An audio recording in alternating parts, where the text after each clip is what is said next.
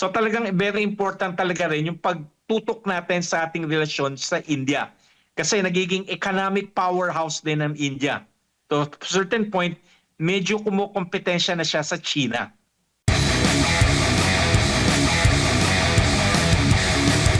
Gaano po kahalaga ang relasyon ng Pilipinas at ng India?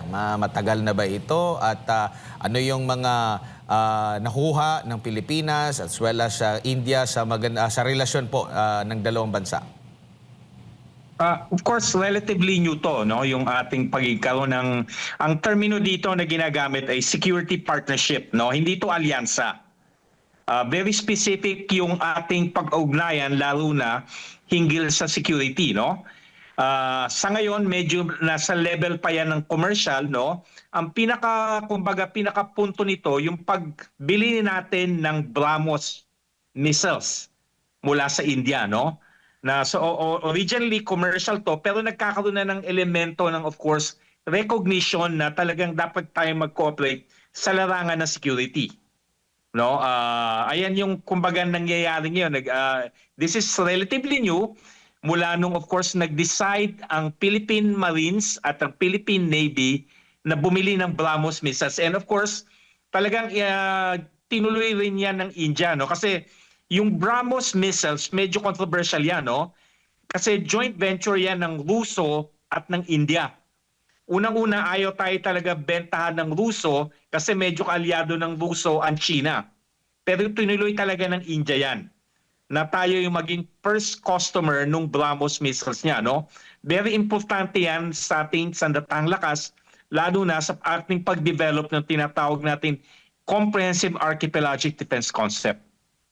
Opo, maliban din po dito, Prof, gaano naman kahalaga kung ititimbang natin pagdating po sa ating ekonomiya, considering alam naman natin yung naging resulta po ng deal natin with Estados Unidos. At ito ring India, malaki din yung market po nito. Mas malaki pa ata ito sa yung in terms of population sa China. Wala ba tayong mapapala in terms of pang-ekonomiya po na ugnayan na Prof? Importante rin kasi talagang lumalaki rin yung ekonomiya ngayon ng India, no? Alam naman natin meron US-China strategic competition, no?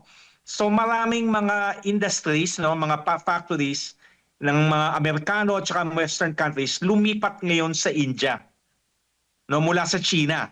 Kasi nga ayaw nila maipit dito sa strategic competition. So talagang lumaki yung ekonomiya ng India. Kasi pagpasok ng mga madaming mga factories mula sa China na lumipat sa India. Recently nga, sinabi ng presidente ng Apple na almost 80% ng smartphones nila ngayon hindi na nanggagaling sa China, nanggagaling na sa India. So talagang very important talaga rin yung pagtutok natin sa ating relasyon sa India. Kasi nagiging economic powerhouse din ng India. To a certain point, medyo kumukompetensya na siya sa China. Opo, no? And ito ba ay maaring magandang senyales na magiging bukas na ang Pilipinas sa paglahok sa mga organisasyon, malalaki organisasyon for bigger markets kagaya po ng BRICS, Prof? Kasi ang India, medyo nilalaro niya yung BRICS, no? Of course, yung BRICS, no, talagang pinaka-core niyang Ruso at saka China, na medyo gusto niya ilayo to sa tinatawag natin dollar or US-dominated economy. Ang India pumapagitna. No? Kasi ang India, tinitingnan din ng India na importante rin yung relasyon niya sa Estados Unidos. So tama ka dyan. No? Pero banggitin rin natin yung role ng India, hindi lang sa BRICS, lalo na sa tinatawag nating Quadrilateral Security Dialogue. Ito yung apat na bansa na medyo kumbaga diskumpiyado sila sa China, no? Ayan ang Estados Unidos, ayan ang Australia, nandiyan ang Japan, and of course, membro niya ng India. So importante rin, bukod sa BRICS, importante din yung role ng India sa Quadrilateral Security Dialogue. Interestingly, yung Quadrilateral Security Dialogue, actually na-form yan sa Pilipinas. No? Nung una yan tinayo, nung around 2006, na ginawa yan sa Manila, and of course, ni-revive yan in 2017 dito rin sa Manila. So tingnan rin natin, bukod sa BRICS, tingnan natin yung role ng India sa Quadrilateral Security Dialogue. Prof, good evening. Sa MJ po ito. Sir, marami po ang nagtatanong at marami ang nagpapaabot ng concern na para bagang ang nauna ngayon sa hakbangin ng pamahalaan yung atmosphere ng pakikidigma dahil ang pagpunta ng Pangulo doon, as you explained po earlier, ay may kaugnayan po sa pagpapalakas ng ating depensa laban sa mga issue. Alam naman po natin, sir, mainit ngayon ang diskusyon sa pinagagawang teritoryo sa South China Sea. Well, kasi nag-announce na tayo ng tinatawag nating Comprehensive Archipelagic Defense Concept. At hindi naman maalis sa ating kaisipan, no, na talagang merong bansa, malaking bansa, na sinasakop ang malaking porsyento ng South China Sea, West Philippine Sea. So ayan yung paghahanda natin bilang parte ng tinatawag natin Comprehensive Archipelagic Defense Concept. So hindi yan pagnidigma. We're trying to avoid it by, of course, becoming strong. In a way, we develop a credible defense posture para magdalawang isip kung sino man yung balak, kumbaga, guluhin tayo. Opo, bukod I siguro... think all countries have that right to develop a capability for self-defense. Di po ba? Opo.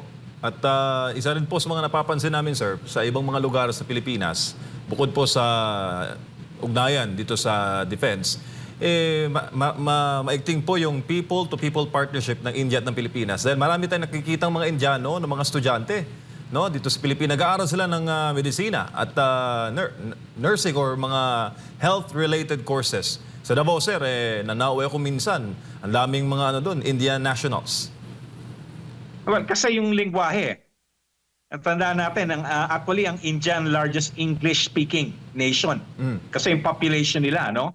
Kung nagkaroon ka ng chance makapunta doon, talagang yung, kumbaga, lingua franca nila, katulad ng mga Pilipino, and of course, ang India. Tsaka nire-recognize nila yung, of course, yung link nila sa Pilipinas, hindi lang given a point na pareho tayong English-speaking nations, kinikilala rin ng India na ang Pilipinas, katulad niya, ay isang liberal democracy. Isang rin yung reason kung bakit talaga binigyan tayo ng priority ng India na bentahan ng BrahMos. Kasi meron rin isang bansa sa Southeast Asia na gusto rin bumili ng BrahMos, pero hindi siya liberal democracy. In fact, it has a closer relation and longer relation with India. Mula pa nung panahon ng India was a champion of non-aligned movement.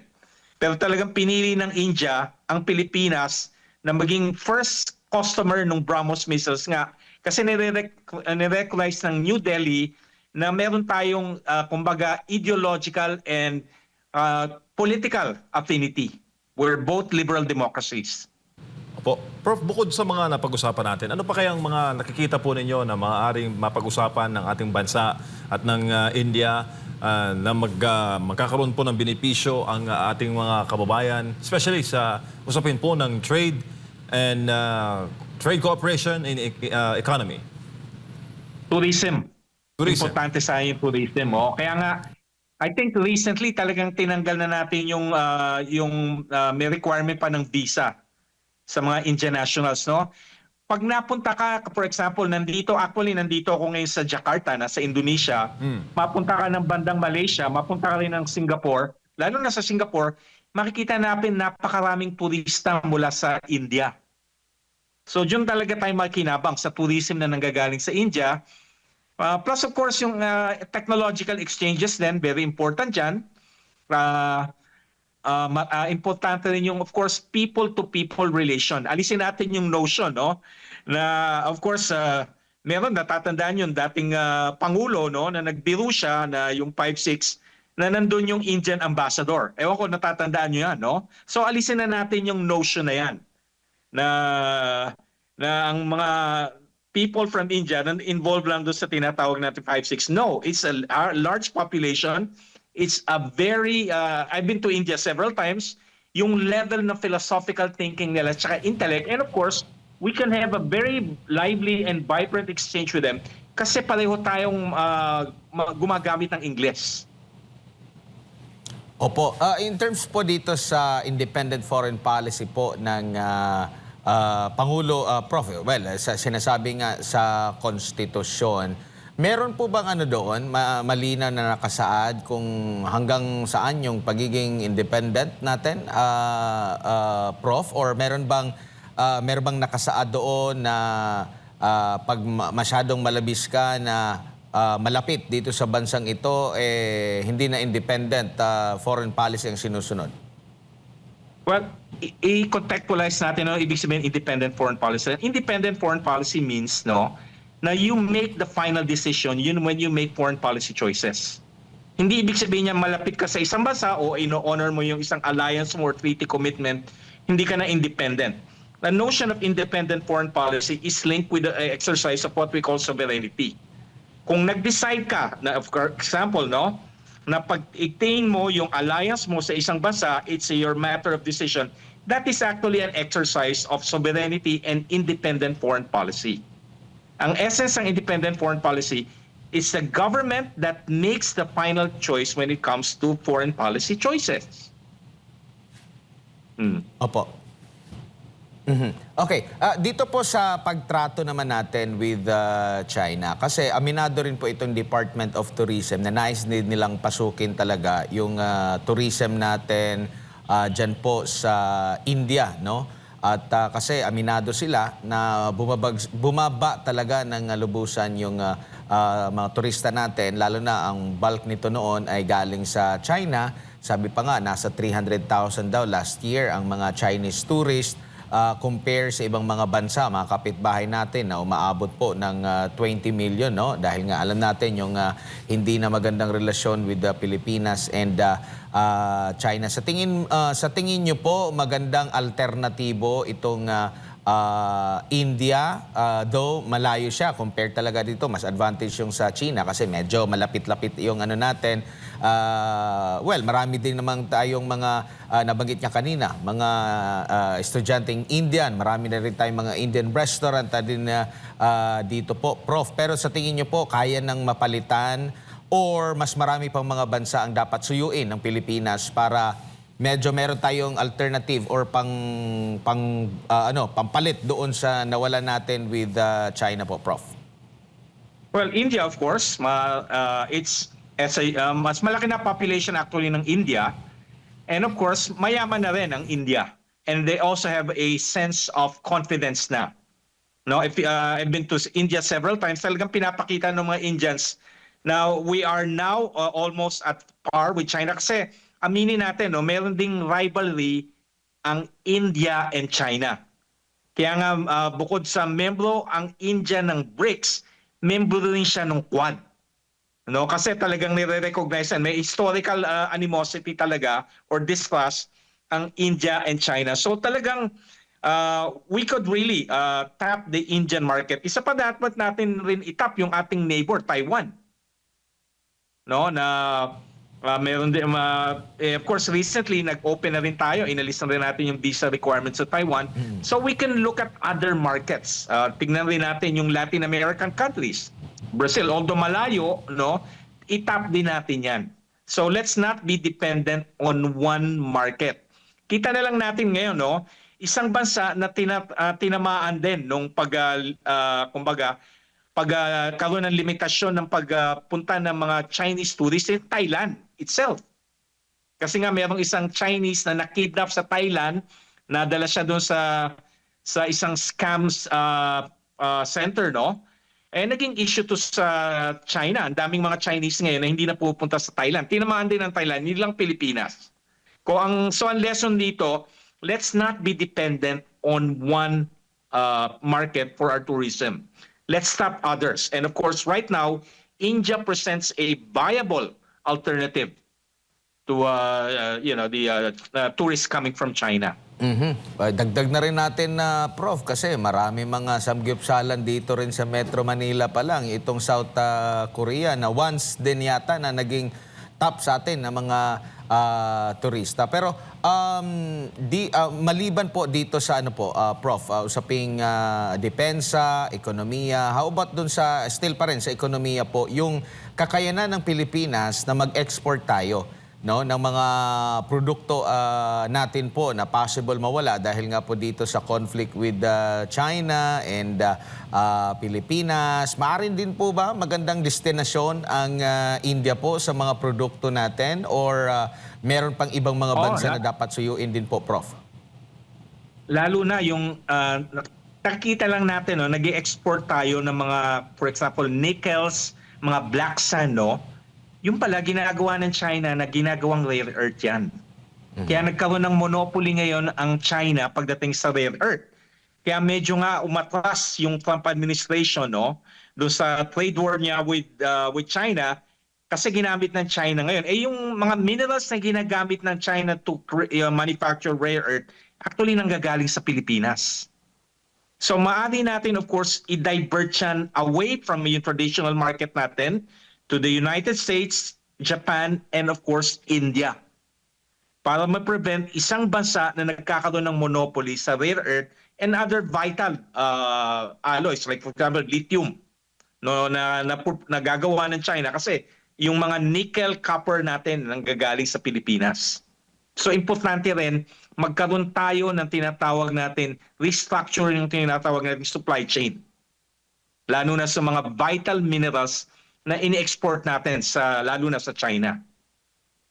Opo. And nakikita nyo po, Prof, kung magpapatuloy pa itong ganitong hakbangin ng gobyerno, magkaroon ng magandang ugnayan sa ibang mga bansa, lalo na pagdating sa ekonomiya kasi yung ibang mga bansa nagpapaligsahan na sa ekonomiya bukod pa doon sa usaping pangdepensa. Kaya nating makabawi sa mga krisis na kinakaharap po natin ngayon, Prof. Kasi mismo ang Presidente, aminado rin siya na hindi nararamdaman sa laylayan yung mga magagandang numero na indicate doon sa kanilang economic growth, Prof. Talaga, oo. Kaya dapat talaga ang keyword dyan is diversification.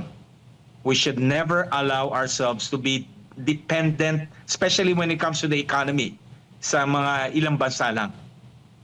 Diversification in everything. Pero of course, at the end of the day, meron ka rin mga choices na gagawin, no?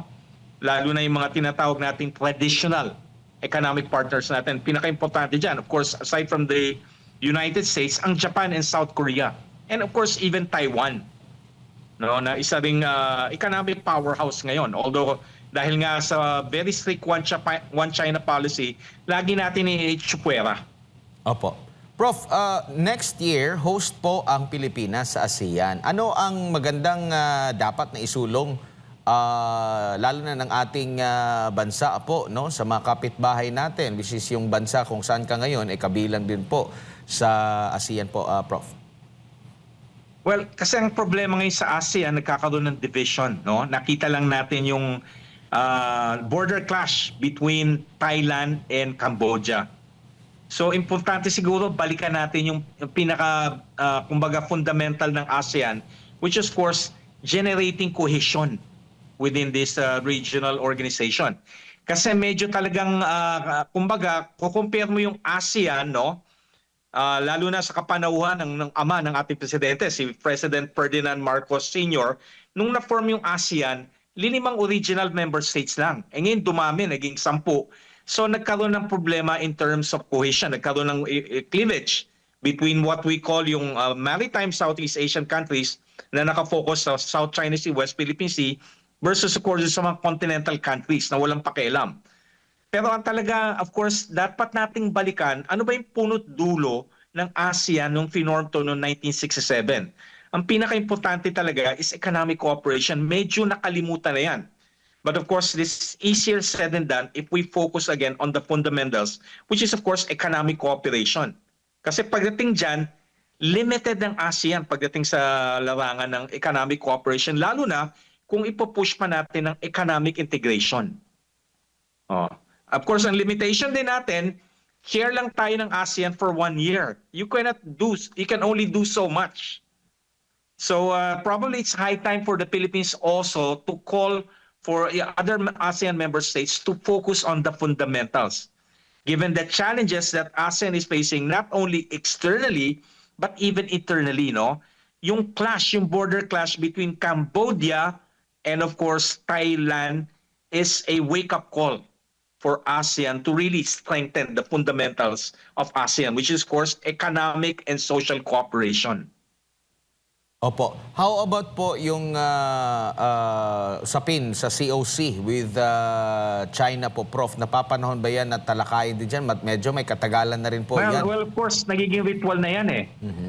Kasi I'll have to be very honest, despite of course sinabi ng ating secretary, no, si Secretary of Foreign Affairs, si Teresa Lazaro, no, we be focused on it. At the end of the day, if we have to look at it, nilalaro lang talaga tayo ng China. No? Wala naman talagang intention ang China na talagang i-push yung COC. I'll give you a point, no? Nung pumunta si dating President Rodrigo Duterte sa China, nung August 2019, pinangakuan siya ni President Xi Jinping. Bago matapos ang termino mo, magkakaroon na ng Code of Conduct. Nangyari ba yan? So we have to be very realistic. No, ano ba talaga yung punot dulo? Bakit hindi matuloy yung COC? And of course, bakit ba bigla bang napag-usapan yung COC? Na nag-agree lang ang China na pag-usapan ang Code of Conduct in 2017 dahil lumabas na yung July 12, 2016 Arbitral Tribunal ruling na sinasabi walang basehan talaga yung Chinese claim on the South China Sea. So as a tactical ploy, ginawa ng China, let's talk about the COC in May 2017. After that, nilarulan ng talaga tayo ng China.